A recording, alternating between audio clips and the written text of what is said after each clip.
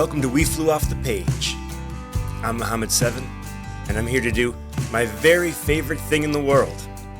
Talk to great songwriters about how they do what they do. Each episode will dive into the little details of two of my guests' songs, which I'll play for you. The songwriter has chosen one of their songs, and I have agonized over and selected the other from their catalog of incredible music. This week's show is brought to you by podcasts. You know, they're just like radio shows, except you don't need a radio and can tune in at your own convenience. Podcasts cover every subject of interest, from alligator true crime stories to Led Zeppelin mockumentaries. You can find podcasts, well, actually, you've found one. Just do literally nothing, and this podcast is about to find you. Keep living your life and enjoy it on your favorite headphones. Once you're done listening to my podcast, you can start your own. It's as easy as... Okay, it's not that easy, but I bet you could figure it out. If you'd like to support the show, there are a few great ways to do that. You can become a patron on patreon.com and get more personal access to all of my work. That's at patreon.com/Muhammad7, link in the show notes. You can also review the show on Apple Podcasts or Spotify, regardless of how you listen to podcasts. That's the way to help more and more music and songwriting lovers find We Flew Off the Page. And lastly, you could share the show with a friend and win my undying gratitude. Who doesn't want that? My guest today is Kris Delmhorst. A true musician's musician, Kris has become known for constant collaboration and a free-range, genre-agnostic curiosity. Her songs have been included in TV series and feature films. She's appeared as a vocalist or instrumentalist on dozens of albums and produced projects for Session Americana, Jeremy Moses Curtis, and others. Kris has released 8 full-length solo albums, most on the enduring indie label Signature Sounds, as well as a panoply of EPs and side projects, including an album of reworkings of well-known poems, one of which is a Rumi poem, shout out to the Persians, and a collection of all-acoustic covers of songs by new wave heroes, the Cars. Who's gonna drive you home tonight? I want you all to appreciate the effort I'm going to make throughout this show to not fanboy out. Well, so much for that. Kris Delmhorst, welcome to We Flew Off the Page. Thank you. So happy to be here. So, Kris, when did you write your first song? I wrote my first song when I was about 24 or 5. So in songwriting terms, it took a while to get around to it. I had been playing music my whole life, pretty much, but in different... I sort of had different chapters leading up to that, and where I was kind of involved in music in different ways. And although I always played and I was always obsessed with songs, but for some reason it took me a long time for the light bulb to go on that I could actually write one. That's really interesting. Do you remember your first song?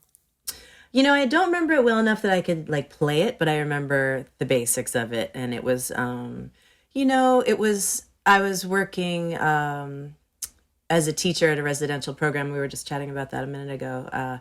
And so I was living with a whole lot of 10-year-olds, and I had one night off a week. And so on my night off, I was somewhere hiding from them. I was out on the beach or something. Basically, the whole project was just to be where they weren't. And so I was out there, and I guess it must have been a guitar I was writing on. I can't remember. I think it was a guitar. Yeah, I remember what it was. It was this old harmony guitar, my first guitar that I bought with my own money. And so, yeah, it was just kind of a song about the moon and not knowing what my life was and feeling restless, basically. Yeah, classic.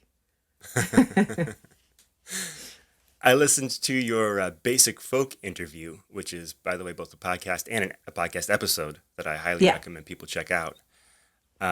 Really enjoyed learning more about your life and roots as a New Yorker. Yep. I Brooklyn wasn't girl. quite... What'd you say? Brooklyn girl. Okay, there we go. I wasn't quite able to get a clear sense of your class background. And I'm curious, one, how you think about your class background, and two, if you think it has had any particular impact on you as a songwriter. Yeah, I mean, my class background is... my grandparents' generation were varied wildly from first-generation immigrants to... I have one grandparent that's from early days in the colonial era came over and founded a lot of churches around New England and stuff. So I'm kind of a mix of like old waspy stuff and more recent European folks. Definitely all Northern European mutt stuff. But growing up, I grew up in Brooklyn. I lived in a nice neighborhood. I had like a white collar family. It was comfy.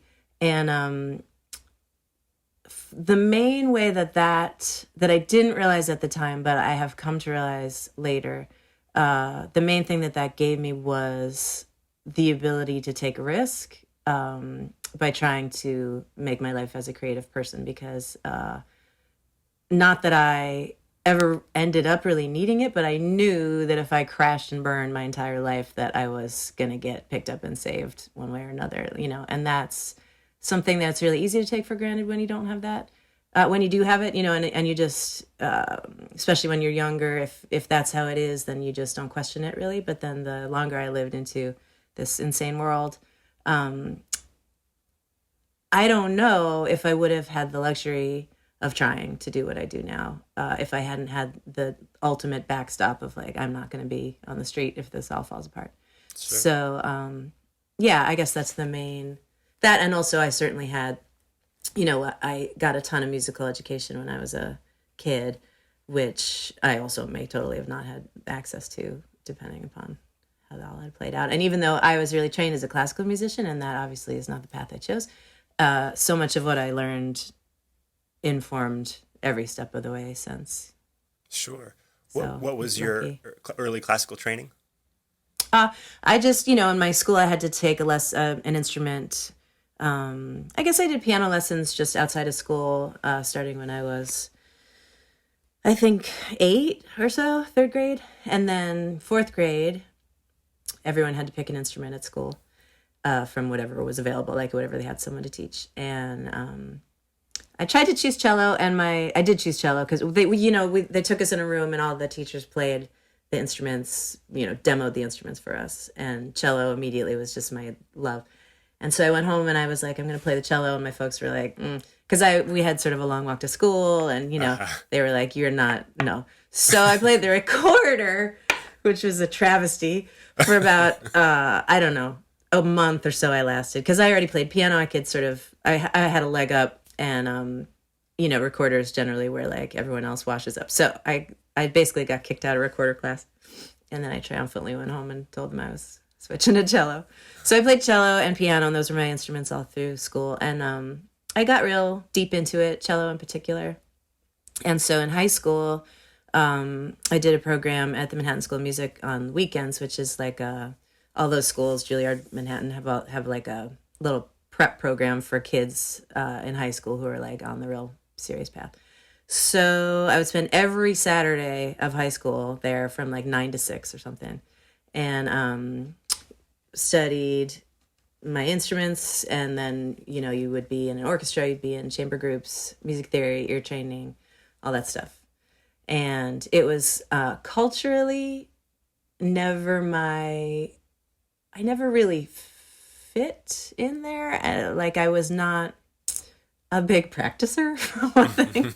And I always was more drawn towards improvisation and that kind of stuff, which was not really part of the program most of the time. And most people there were very, at least my perception was that most people there were kind of on board, and I was a little bit of an outlier. So, I was like painting my cello case glow in the dark green. And, I was sort of trying, like putting some energy into kind of rebelling, which is just useless and silly, but I was a teenager.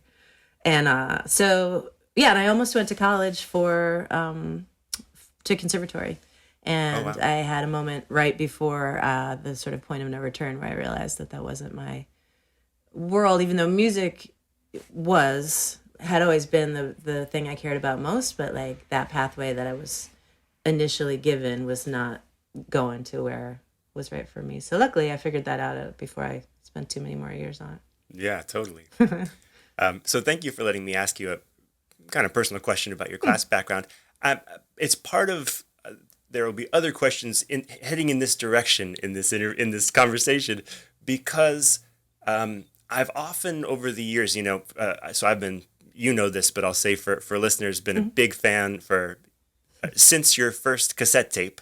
Do you remember that you were playing Bella Luna when I was a waiter there way back in the day? In Jamaica Plain, yeah. In Jamaica Plain, and I used to have to move a table out of the corner so you could squeeze yourself into this tiny spot.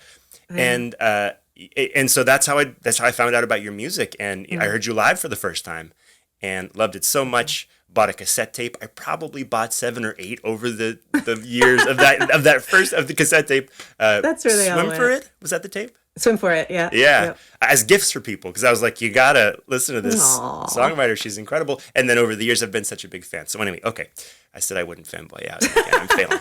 That's just history. That's just backstory. Exactly. That's where we've been.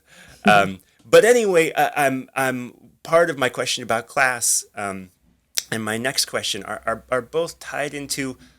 I've puzzled all these years over kind of what is it that you're doing in these songs. It's like it's not like anybody else I know, and it's interesting. It's like you sort of offered up now as an adult this kind of analysis, this looking back at your life and the role that having that privilege played in your career as a songwriter, and what was possible for you and your trajectory.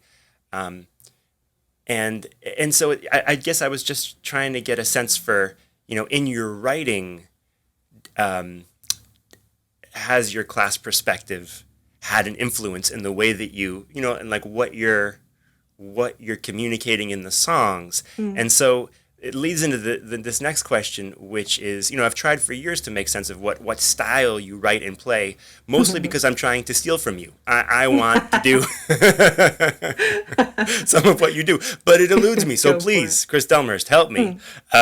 Is it traditional folk? Is it old time? Is it modern? Is it classic? Is it popular? As I mentioned, on your website, you're described as having a free range, genre agnostic curiosity. So there you're addressing it. But I'm curious to hear, I guess, do you think about these things as you're writing, and why is it so damn cool? Well, the first part of that question, I guess I don't think about them very much while I'm writing. I'm not someone who thinks really in genre terms very often, and I get cranky when I have to. I think like I've had, that was my background growing up, like just until I was 18 or whatever that we were talking about. But then since then, I really diverged from the most easily imagined paths from where I started out. And after I was a studio art major in college, but then after that I went up to Maine and I lived on farms for a while. And they were like my first year out of college, I was living on a farm in Maine, sort of a subsistence, kind of self-sufficient family homestead kind of farm where I was apprenticing. So I was living in a cabin with no electricity. I had hand-pumped water, just wood stove and gas lamps and that kind of thing. And so I kind of like took a hard turn at that point. From my entire family had been from Brooklyn since they got to this country, basically. Whenever they all showed up, they just washed up there and stayed. And so I lived a rural life for a while, and definitely not even, I mean, in terms of class, like a life that was almost besides money, like everyone in that world would like everyone had a skill they could do, like stonemason, sewing, whatever. Like everyone had a marketable skill, and when you needed some money to like fix the tractor or something, then someone would do a job. But aside from that, it was just like just like a basically an agrarian lifestyle, So that was for me, a city kid. I mean, I went there, and my first day of that, I had to learn everything from the ground up, like from walking, like don't walk on those baby plants, right on up. And so and from there, I worked on sailboats, and I did outdoor ed on Cape Cod for a while, and just really like moved through a lot of worlds. and became at least, I mean, I lived in them for a while and then took parts of them with me, you know. So it's been sort of like a collage-y, like sort of a magpie life for me. So like, for instance, when I was living there in Maine, I ended up more or less by default being first the bass player and then the fiddle player in a traditional band that played for contra dances. Do you know what those are? Yeah. Like, yeah, so traditional kind of barn dance things. And so they just gave me a bass because they were like, that's like a cello and you play cello. So I started playing bass with them, and then the fiddler went away, or I don't know what happened. The fiddler left town, and so they were like, now you have to learn all the tunes and learn how to play fiddle. So I did.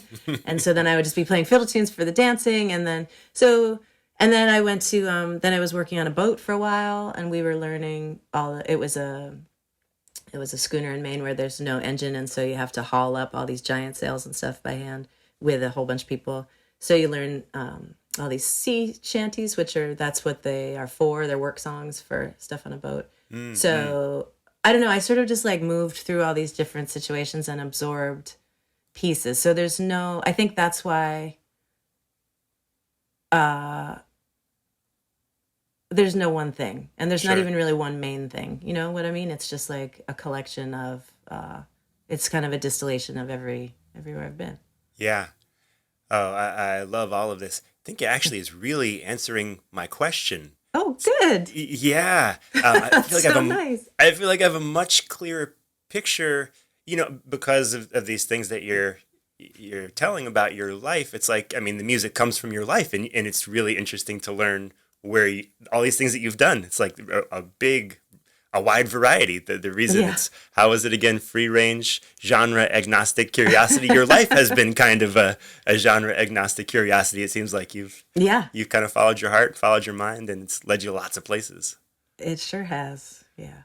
That's amazing. Okay. Well, you've got a great Patreon, and I'll say right now that I recommend to anyone listening that you consider becoming a patron of Kris's for as little as $3 a month. You get a very personal access to Kris. I can say from personal experience. And, you know, and as an artist, in particular, for me, it's been worth every penny.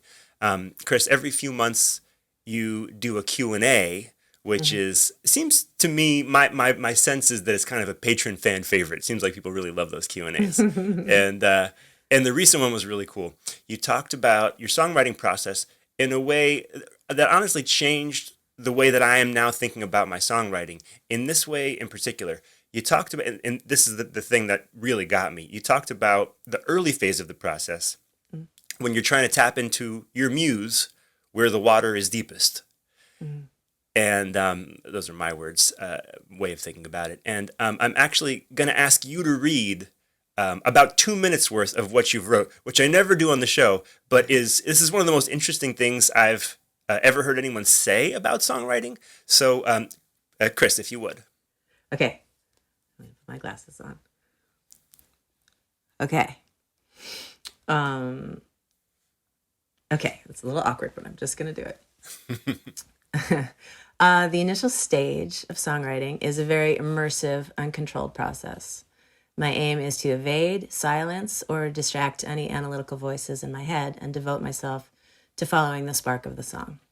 I have a line, and I feel for an energetic pathway that will lead me to the next line. It's impossible to talk about this without sounding very woo-woo. I can only describe what it feels like.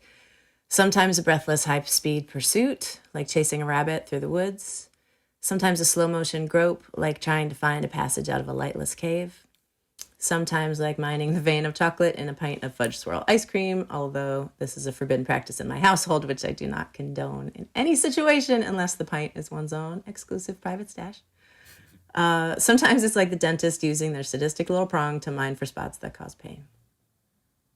Basically, I'm navigating my way from the inside out like a lost person rather than standing outside with my clipboard taking notes.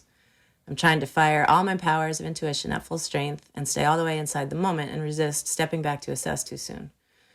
There's a strong initial wave of energy around a song happening, and I want to get as far in as possible before I let conscious thought into the room. Everything I've just described is happening in the air, not on paper. I'm just playing whatever instrument is in my hands and singing my way into the song and recording it on my phone so I don't have to worry about wandering into the weeds and losing the original path.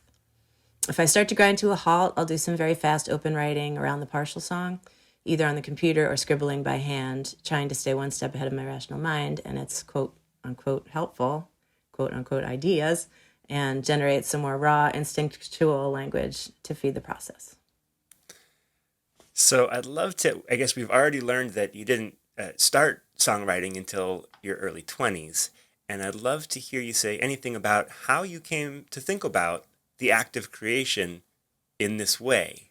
Is it something that kind of came through you as if by God at one time, or is this, did you grind these ideas out over your decades of work? That's a good question. I think the first songs that I wrote were almost kind of involuntary, like accidental, certainly not on purpose. It would be, I had learned to play guitar somewhat, and I had been really into learning covers. And so I had been sort of playing and singing songs quite a bit. And at one point, that time when I was just on my night off, kind of killing time, it just happened naturally that my feelings in the moment started translating into, it was almost kind of like I was singing a song, and it took me a second to realize that it was my song and that it was happening in the moment. It was almost like I was singing something that occurred to me, because that's what I was doing, was just sitting there singing songs that occurred to me that I wanted to sing. And so it was almost kind of like came upon me unawares, it was sort of what it felt like, which is funny to think about now. Wow. And so I think the first few songs probably that I wrote were kind of that way, where they just kind of bubbled up naturally. And I'm sure they must have gotten to the stage in the process where I had to buckle down and finish them, sort of write that last verse or whatever. I don't really remember that, but I do remember that feeling that was kind of startling of whoa, what's this song? Where's this coming from? And so I think that's where it started. And then I was very fortunate. When I wrote that first song, I had this very strong urge to play it for people, which was super surprising, because I'm not I'm not shy per se, but I'm definitely not someone who seeks the center of attention lane at all. Mm-hmm. So, but I really wanted to play it for people, to the extent that I went by myself to an open mic in Provincetown, which was broadcast live on the radio too. Wow. And played the song and a cover, because this was my only song, so I had to play two. And it was absolutely terrifying, but I had to do it, and I did do it. And then it was once I survived, then I kept wanting to do it more after that. And I was really lucky that just right around that time, a couple months later, I moved to the Boston area, where there's just a ton of open mics, literally one every night, So I started going to open mics and playing songs, and then being amidst all these other people who were sharing their songs. And that was incredibly inspiring and energizing. And that really is what lit the fire that started me writing songs all the time. And so somewhere along the line, then I spent the next several years there doing that, and kind of, just learning how to do it. I mean, it was kind of like a, going back to school kind of moment in its way. And so over the course of that, I think I just started to realize, I definitely soon realized that if I sat down on purpose to be I'm going to write a song about this, it just would be less interesting if I knew where I was trying to get to, And so sort of through trial and error, I realized that it was better if I could get myself lost and find my way back. Something always better came from that. So then I just started working on practice, best practices to lead myself into that headspace rather than the intentional one. You got so many good metaphors. Get myself lost and find my way back. That's fantastic. Mm-hmm. Wonderful. Well, thank you. But the other thing too is that I was in my 20s, and there's just a lot of strong feelings and there's a lot going on, so there's like it's more, certainly now I have to be a lot more cagey about mining for that kind of stuff, whereas at that time it's just like washing over you. So partly it was easier to just get swept up in a wave of feeling and just have it turn into a song. So that's kind of how that's how I stumbled into that in the first place, and then had to start being a little more systematic about it, but you can't help it when you're at that age. Like, if you're the kind of person who wants to express feelings, if you have an outlet, like, you're going to be using that outlet at that time of life. You know what I mean? Yeah.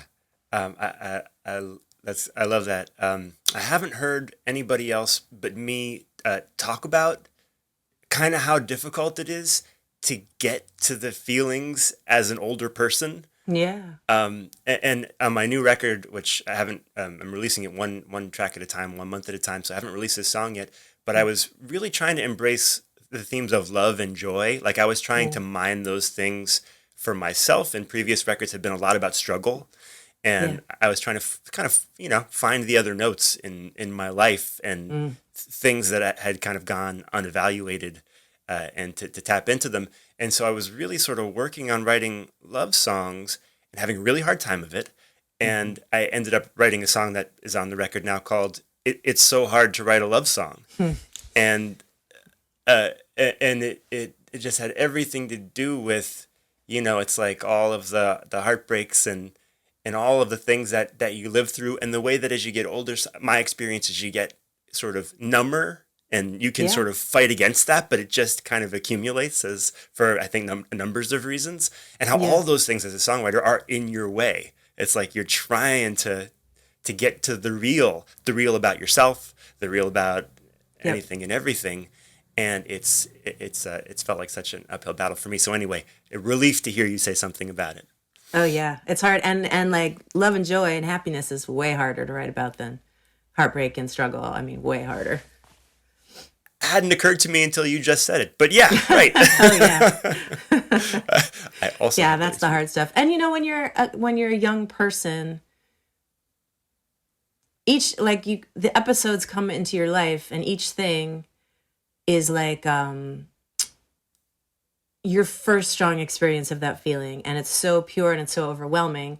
So like someone writing about a heartbreak when they're 22 or whatever, it's just like, it's like, ow, it's just like this very pure, like, this really hurts. And you can't, and then no matter how many times you go through that feeling again, it gets more nuanced, and it gets more, it's not that just like unmitigated experience of the feeling anymore, because you have a lot more history. So in a way, like, that's, I think, why, there's so many first records and second records that are, like, technically, there's technical issues, or there's, there's like, there's just something so raw about young people having a feeling for kind of the first time and expressing it for the first time. And there's no way you're not going to do that again, Right. Like this, you can't be 22 again as a person, and you can't as an artist either. It's not going to happen. You know what I mean? Totally. So like, you got to like play to you got to use what you have and where you are the best you can. But that's why it's, some of those first records are so incredibly powerful because of that, because we've all felt that, and it's just like boils it down to that essence that's so, I don't know, elemental to being a person. Well, let's listen to our first song of yours, which is the one that I have chosen. And it's Weather Vane from your 2003 album, Songs for a Hurricane.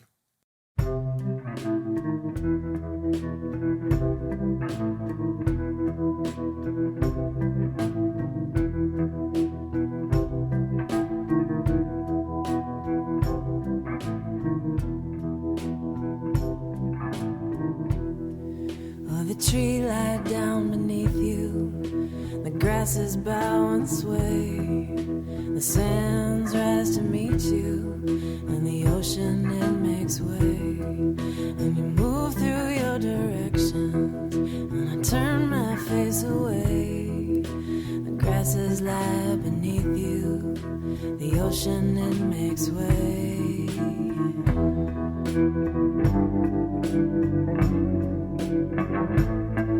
I too can move the prairies, I too can move the sea, and I'm gonna take that motion, take it right inside me. I'm gonna rattle at your window walls, rattle at your doors, rattle at your shutters, show you what they're for. No more weather vane, no more weather vane, no more weather vane. I'm gonna be the wind. No more weather vane, no more weather vane, no more weather vane, no more spin around, spin around, spin around, spin around, spin around, spin around. But you always face away and spin around, spin around, spin around, spin around, spin around, spin around. But you always, always, no more weather vane, no more weather vane, no more weather vane. I'm gonna be the wind, yeah. No more weather vane, no more weather vane, no more weather vane. I'm gonna be the wind, I'm gonna be the wind, yeah, I'm gonna be the wind, I'm gonna be the wind.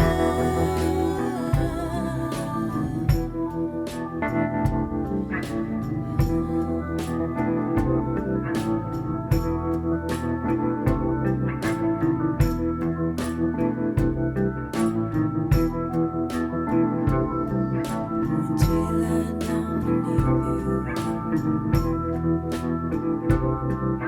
The grass is balanced, we turn our face away. Sounds rise to meet your direction. And the ocean is its way.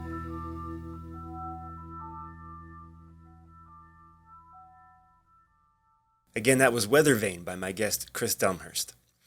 So what was it like listening to this song exactly 20 years after you released it? Oh yeah, that's right.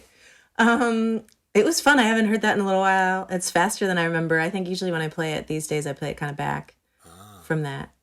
And yeah, it's kind of an intense track. Yeah. Yeah.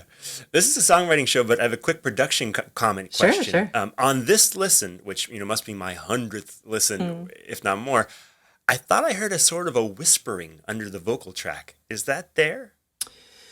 I don't know. I was listening on a phone, so I wasn't really hearing that. It's definitely possible that it could be, because we spent a while on this record, and we all had other projects going on, so it wasn't like every record I've made recently was kind of like a discrete little chunk of time in the studio, and then that's it. But this was like we just dipped in and out because we were working at High and Dry. Billy, who was producing it, sort of at the time kind of owned him and Dana kind of owned that space, and so we could just go in whenever it was free, and so it was over the course of months that we were like dipping in and out of this, making this record. And we had all kinds of ideas as time went along. So yeah, it's definitely possible. I know we did that on another song on, I think it was on this record or the one before, Just What I Meant. We did a bunch of whispery stuff on that one too. So. Wow, it's got so much vibe. Yeah, that's Julie Wolfe playing the keys, and I love that little do-do-do-do-do-do she came up with at the end is so great. But all of the, like, her organ really makes the swirlies of that song happen. It's really brings a lot of energy to that track. Hear, hear. Mm-hmm. All right. Let's see. To me, this song is pure poetry. It's dense and heavy, but it's also very simple. And I think that combination of things is hard to achieve. Well, the tree lie down beneath you, the grasses bow and sway, the sands rise to meet you, the ocean it makes way, and you move through your directions. I turn my face away. The grasses lie beneath you, the ocean it makes way. At face value, I don't feel like these statements should make me feel the way that they do, but this sounds like electricity down my spine, partly because each little phrase is unusual and perfect. Just for example, you move through your directions. I don't think anyone's ever said that, and I don't exactly know what it means, but I can feel what it means. Yeah. And I think every line of the song has that quality. Cool. Thank you. That's so nice. I think I was talking to the wind, is what's going on there. Oh, interesting. Yeah. And that song started, I remember where I wrote it. I don't remember exactly what was going on, but I was, on a sort of personal level, I was just thinking about, you sort of getting, like, my nature is to be sort of go along, get along person, but I think I was in some kind of situation, which again, I don't really remember, but I felt like I was getting, sort of like steered around more than I wanted to. And I was acquiescing, more than I wanted to. And so it's this feeling of like, I don't want to just point where I'm told to or where I'm pushed to, you know what I mean? So it was, so that's where the weather vane idea came up, because that's what it does. It's just, you know, the little rooster or whatever, like it just points wherever the wind tells it to point. Right. So, yeah, so that was just kind of thinking about what the wind does. Right. Right. So the first but of course, two verses, the wind is, I'm not talking to the literal wind, obviously. So, you know. Right. It's about power. Right. And like self-determination. And then I do remember the first verse came from that, but then I started thinking like this, I probably would have been writing this in, I don't know, 2001 or something. And like shortly after the 2000 election, which was, you know, a hot mess. And so being worried about democracy, which I mean, little did we know, but still at the time, like very worried about democracy and just like the power lines in this country. And so it sort of folded into, it's one of those songs that started personal, and then the lens at some point widens out as well. That's interesting. Yeah, I mean, so many of the most powerful songs work on those many levels at once. This one really does. Interesting to hear about the kind of political dimension of it, which I didn't think about, but I can feel it now that you mention it. And then the, you know, the sort of personal, the interpersonal dimension of it, you know, between you and other people, but then the elemental dimension of it, you know, the literal, the wind, which I'm guessing is also not just a metaphor. I mean, you know, it's like we live here on the real earth, and those things are real to us, in real parts of our lives. The first two verses have to do with kind of the other, be it the wind, or I always sort of heard it as like a lover or an antagonist of some kind. Yeah. Oh, sure. Of course. Yeah. And then, you know, the first verse acknowledges, you know, the power of that other person. But then in verse 3 or 4, you lay down your own power. And, you know, I find those statements harrowing. You know, here you shift from being kind of an observer to the powerful position. I too can move the prairies. I too can move the sea. I'm going to take that motion, take it right inside of me. I'm going to rattle at your windows, rattle at your doors, rattle at your shutters, show you what they're for. For me, these are like Jay-Z versus Nas rap battle level knockout punches. Thank you. But instead of being like naked braggadocio, they're elemental and unmoving. And that's awesome. You're welcome to say anything about those, but I guess that's just my read on them and why this song moves me the way it does. And I guess I'll say one last thing also, which it also feels very female to me. It feels like a statement about the nature of sexism and male domination and the situation that women are sort of forced into or find themselves in. Yep. Yeah, good call. Definitely it has to do with that for me too, for sure.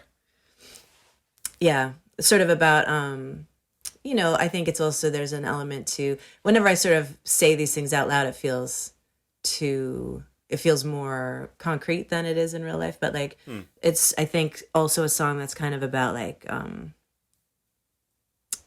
authorship kind of, you know, like writing your own story, that kind of stuff. just being in charge of, like, having the mic, basically, you know. I love it. And so then lastly, we get to what I hear is the thesis of the song, which is no more weather vane, I'm going to be the wind. Aside from being one of the coolest phrases I've ever heard, I find the structure of this relatively short song so interesting. It's 4 verses, and then a chorus that goes on for about as long as the verses did. Song is essentially half verses, half chorus in that order, which is not a common song structure, but it builds and works so beautifully. Thank you. Yeah, it's funny. That's the kind of thing I don't think about too much also when I'm writing, and then it's usually only when I have to teach the songs to the band when we're going to record. That's when like the weird form things I do come to light to me for the first time. So yeah, I remember doing that. I was like, okay, so it's a bunch of verses, and then it's a bridge, and then it's the chorus for a while, and then it's over. That's funny. I didn't even really register the bridge, so I think of that spin around section as a bridge. Oh, sure. That's great. Wow. Yeah, totally. It's funny. We had some, I can't remember which song, but one of the songs for my last record, we had, we were mapping out with the band, and there was like a verse, and there was a pre-chorus, and then there was a chorus, and there was a post-chorus. We couldn't figure out what else to call it. It was like a recurring section that happened after the chorus. It was funny. Right. I don't know. I'm not, that's just how it all happens. Totally. All right. I think actually those are all the comments I have about Weather Vane. Did you have anything else to say about it? No, but thank you for letting me hear about your cool listen to that song, because it's great to hear about. All right. Well, now we will play the song that you chose, and it's 92nd Street from your 2014 album, Blood Test.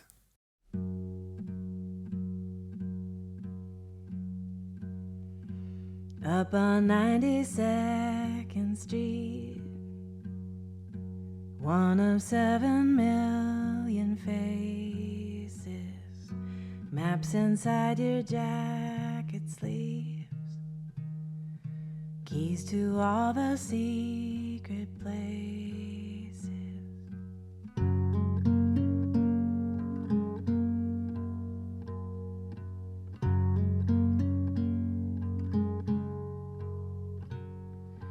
Through the university, we walked while the snow was falling. Nothing you could say to me drowned the sound of my heart calling.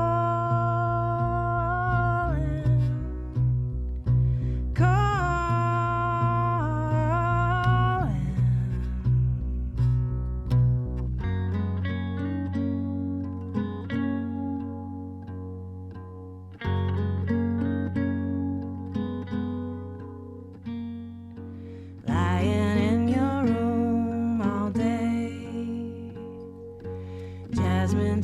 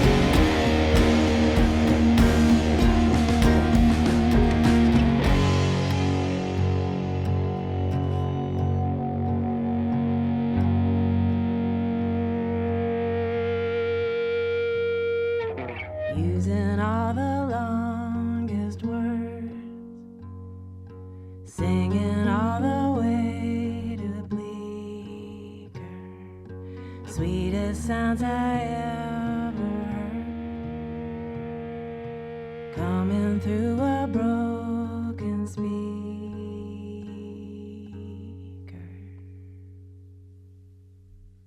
Again, that was 92nd Street by my guest, Kris Delmhorst. Kris, why did you choose this particular song for us to discuss out of your extensive catalog? Well, you said not to overthink it, so I didn't. That's right. I guess I can sort of trace some of the pieces of that song. That's like the writing of that song sort of was just an interesting journey, I guess, and I knew we'd be talking about writing. I love it. It's one that I kind of never get tired of playing, which is, not always true of all of them. Like they tend to kind of wave up and down in terms of my level of interest in them, or even, over like years or just sometimes night to night or whatever. But this is one that I'm always pretty psyched to play for whatever reason.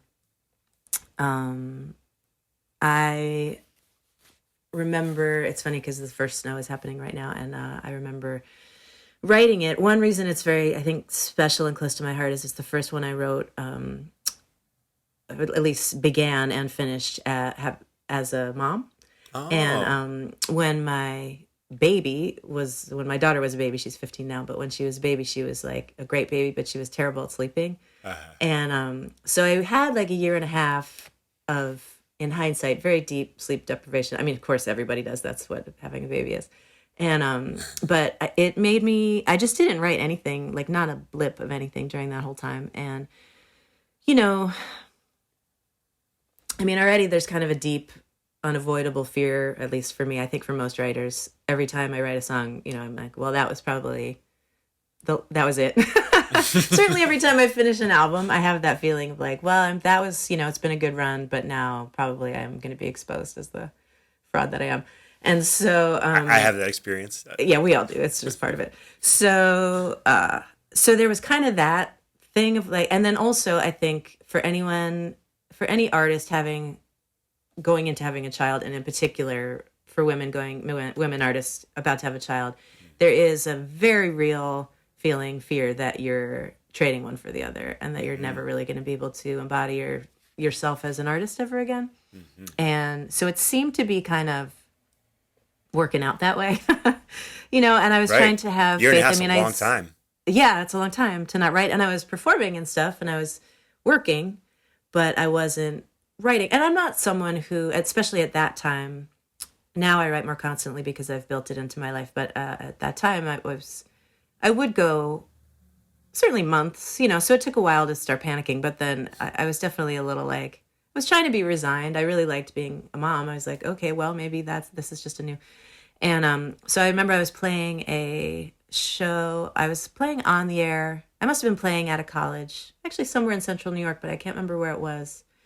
And I was driving around looking for the building where the radio station was that I was supposed to play in. And I had been messing around with that little guitar part, the little line in that song, for probably a month or so, and it would get stuck in my head. And so I was driving around in the dark with probably like my, printed out MapQuest directions or something, because it was I don't think I had a phone or anything. Maybe I did by then. Anyway, I'm trying to find this building, and it's dark and it's snowing, and I was humming that song in my head, and I started singing something about like through the university, the snow is falling, that little bit. And so and it was the first kind of new line that had happened in so long. And so it was like, whoa, whoa, whoa. So then that was all I cared about. I mean, I got to the radio station, but all I was thinking about was that little song. So I expanded it later. And something about, I guess, I just let it lead me somewhere. And that thinking about being in the university with the snow falling, the first thing I thought of was that early time, which we talked about earlier, when I was in high school and I was going to music school up on the Upper West Side. And sometimes if there was a break, we would take a walk around the Columbia campus. And so it kind of led me to a particular moment at that time of my life. And I started thinking about those people that I was friends with and involved with in various ways that I was learning music with at the time, and how So I just was writing pieces. I was just trying to paint that time, Yeah. so stuff like there's little details, like a friend of mine did have a jacket with like maps on the inside, and but just sort of like picking details from that time and trying to let them turn into a shape. But then this song, there was such a gift moment, which was that chorus line, "There ain't no real mistakes," which kind of just fell on me, and I didn't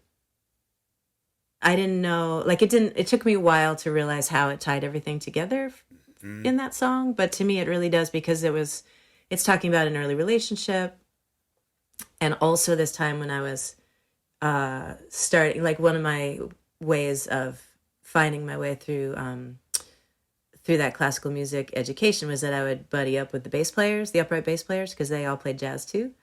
And so I had a whole bunch of friends who were bass players, and I started to get involved with their bands a little bit, and I would sometimes sing with them or just like be in their world, and they were all studying improvisation and that kind of stuff. So the idea of there's no real mistakes. I initially was thinking about it in terms of musical improvisation, where the whole thing is like you make a mistake and then you make something out of it. But then that's also kind of, I mean, it's life, but it's also kind of like love and figuring out how to be, there's no rules or like steps, right? You just have to like blunder around, which you do all the time, and especially at that age, you just like make a mess of things, and then you have to figure out how to make that into something. So that I feel like I don't really take any credit for that line, because it just kind of like fell in my lap, and then it was sort of my job to figure out how it fit and why. It's a great line.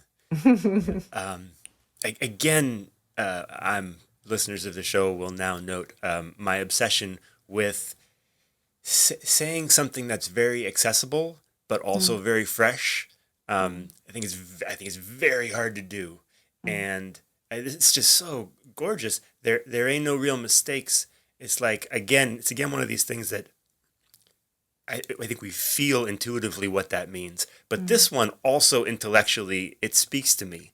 It does conjure that time of being young, and if you've had this space in your life to be at all gentle with yourself about that, you live and you learn and you fuck up and you change. Really, I mean, it's a statement about change, and life is changed. The universe is changed. Certainly, songwriting is changed. That's right.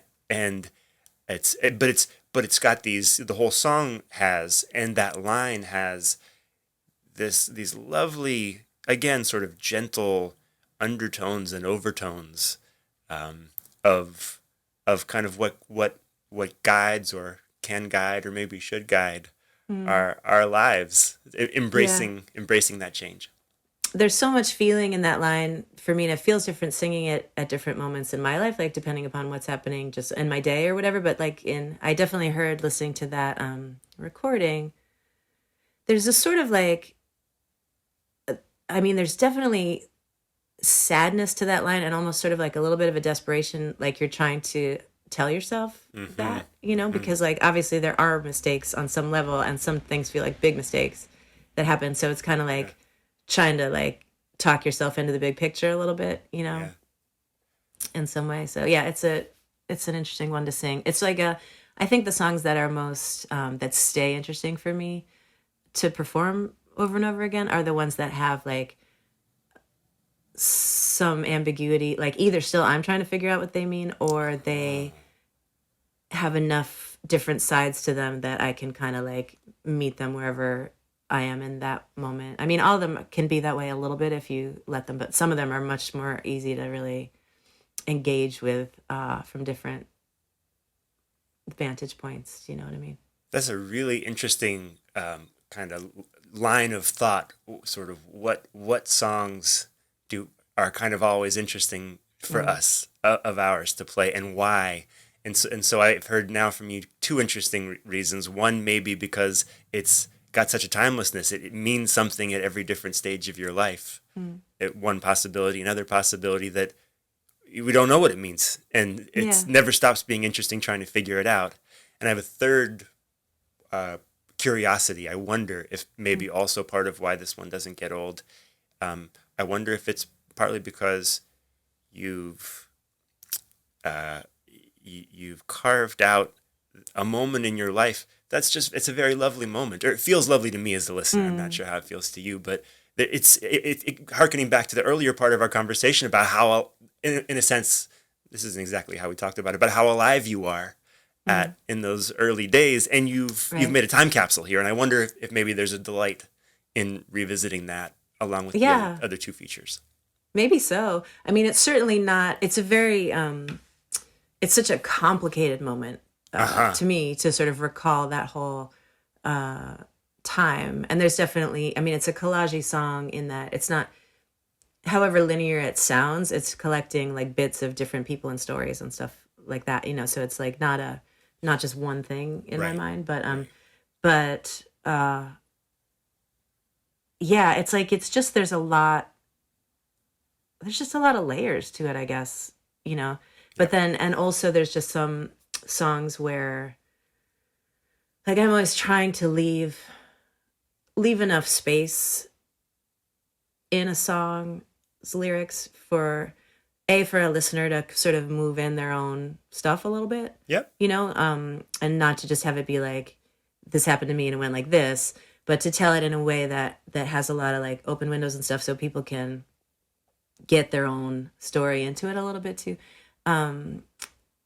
But also I think that, and it's hard, like if you leave it too open, it doesn't quite, the center doesn't quite hold. You know? Yep. And if you lock it down too much, and sometimes that's okay. Like some songs are more, just more linear songs, and that, you know, there's a place for those too. But the songs that I stay the most curious about are the ones that sort of get that sweet spot of openness. So there's like still space for me to grow into it, as even if I wrote it 10 or 25 years ago, you know, like I can still find new parts of it and like expand out into it. It's cool. That's so interesting. Just listening to you now, I had never thought about it that way, and it sparked a thought that I've never had, which is, you know, I tend to think that songwriting is all about specificity. It's like the specificity is everything, but that specificity doesn't necessarily have to be about you. Like lots of things, you can get very specific about things that I'm sort of trying to piggyback on what you were saying, but maybe I don't quite have the words. But anyway, it's like sometimes this broader, bigger, more open arena that we can write in, where people can, the place where people can sort of really insert themselves, that can also be very specific, even in its broadness, in a way. Yeah. Absolutely. Yeah, and if there's just little bits of specificity also that can be sort of like footholds, you know, right, like little anchors for people, but like not, like just because you want specifics doesn't mean you have to tell the whole story in specifics. Totally. You know, you don't have to like give all the details, but if you give a couple of details, even if they're unmoored from each other, like it, then that's like some points that people can draw lines between and make something. Yeah. Just an example, I'm going to pull out, I couldn't choose a favorite line from this song because they're all so good, but I love this part. Nothing you could say to me, drown the sound of my heart calling. I mean, what a thing to say. And who can't relate to that, right? It's like, yeah. I'm sure that is specific to you, but it's also so huge, so universal. It's like, oh. I'm going to talk to you every day, Nemo. You're making me feel very solid. I'm just going to be here. You can come on the show as often as you want. You're always invited. All right. Well, one last question before we move on. So I just had Peter Mulvey on the show. He was my last guest. In fact, his episode drops today. Amazing. And I just played with him a couple of days ago. Oh, sweet. Oh, that's right. That's right. I saw that. And the song that he chose for us to listen to of his was Mailman. And I said, is that Kris Delmhorst singing harmonies on that song? Oh, yeah. There you were. And so I'm curious about this song, who it is that we hear singing harmonies on 92nd Street. On 92nd? Yeah. That's Anders Parker, who produced that record with me. Okay. And I don't know if you know his work. It's amazing.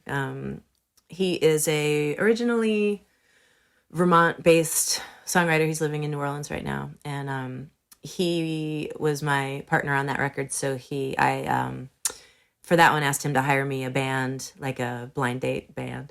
So he just made a band, and we met in the studio when we were starting to make the record.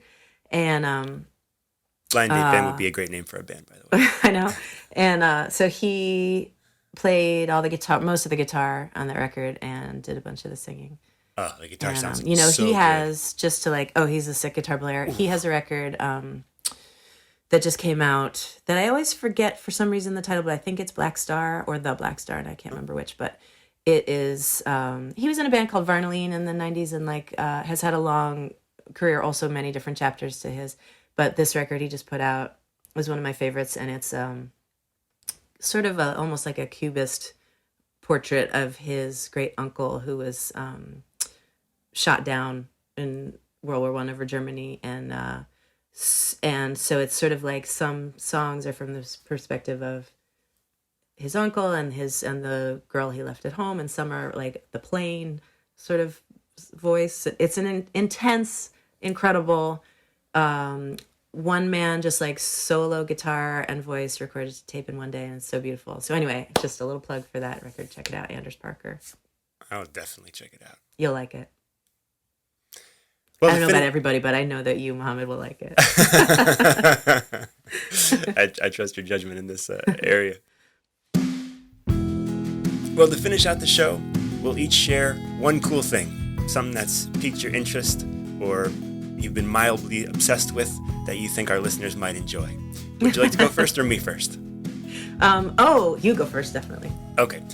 Mine is laundry detergent sheets. A buddy turned me onto these, and they're basically laundry soap in a dissolvable sheet. And the idea is that you no longer have to buy these big plastic jugs that never biodegrade. You just get a little paper box filled with sheets that disappear. And it's like even a little easier than using the liquid soap. Anyhow, I love when an option to not destroy the planet is so obvious, and I can just add it to my life right away. So I've been enjoying those. I love it. Instagram has been trying to get me to buy those, but it's nice to get an actual testimonial from an actual person. When you run out, you might a non-bot, as far as I know. That's right. Well, I guess my recent little obsession has been fermenting things. Oh, because it's the season, and I do tend to. I have a big, I was a farmer. That was the job I eventually phased out to become full-time music, and I still grow a lot of food out in the yard, and this is the season. Well, now it's snowing, thank God, because that means it's over. But before that, you're just trying to deal with all these vegetables and fruits. So I've been fermenting a lot of hot sauce, which has been a new fun favorite. So I just made one. I'm gonna try it at lunch. I haven't tried it yet, but it's sort of like a Southeast Asian kind of thing. It's a bunch of serrano chilies, garlic, ginger, and some lemongrass, because I grew lemongrass this year and it kind of worked. Cool. And some Thai basil kind of stuff. So you just you ferment that all, lactic fermentation, for a couple weeks in a jar, and then you put it in the blender, and then that's it. So anyway, I wish I had tried it already because I could tell you, but now you can all just imagine how it's going to be. I think it's going to be good. I can't imagine. It sounds incredible. But I like to make like kimchi and the sauerkrauts and the hot sauces and all that stuff right now. Are you into Sandor Katz's live fermentation? Is that what you use? It's not the main one that I use right now, but that was the first one I had, and that's just as a piece of kind of writing and culture. That's an amazing book. It is amazing. Okay, what are you using though? We must know. Well, I actually have a few different. I have a book called The Joy of Pickling, which is great for. It's like sort of a broad, as you can imagine, got everything going on in there. But I just find those recipes are really solid. Great. I have a kimchi recipe that came to me that I can't even now remember. That was sort of in my farmer circles. That came handed through farmers to me, and that's a great one.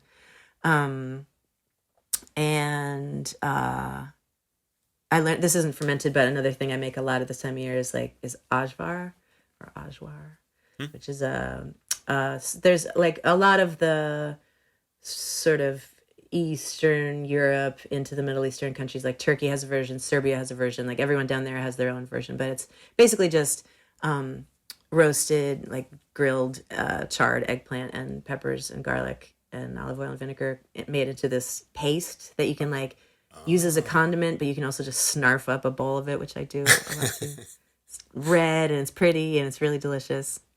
Oh, it sounds amazing. I guess condiments. I guess I'm in condiments right now. It sounds like it. Iranians, we are obsessed with pickles. In Persian, we call it torshi. And there's we pickle eggplants. Like there's these little finger-sized eggplants. Oh yeah. You know those? I know that I know the pickles you're talking about. You know the ones I'm talking about? So you slice them, you stuff them with herbs and garlic, and then you pickle that whole thing whole. You've had these? I've had them, and I've always wanted to make them, but they're like a little fussier than I usually get. I'm sort of a slapdash. But but I love those things. I'm into them. We're culinarily fussy as a people. But it pays off in the end. Anyway, Absolutely. If I ever make a jar, I'll save one for you. Thank you. Well, KD, it was so great having you on the show. Thank you, Mohammed. It's really, really, really a pleasure to talk to you.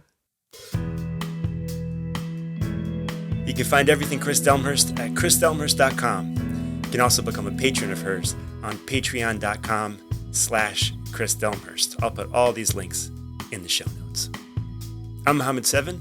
You can find me at Mohammed7.com. That's MUHAMMAD and 7 like the number.